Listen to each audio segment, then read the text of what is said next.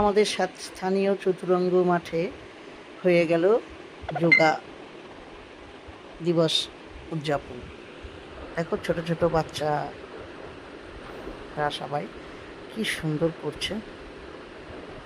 গেছিলাম কিছু সময়ের জন্য, তাই এই ছবিটা একটু ভিডিওটা তুলে নিলাম, তোমাদের দেখালাম। খুবই ছোট্ট ভিডিও, কেমন লাগলো তোমরা বলো। ভালো লাগলে একটু লাইক কমেন্ট শেয়ার করে দিও। সামনে যেতে পারিনি, দূর থেকেই করেছি, যতটা নজরে এসছে একটু দেখালাম।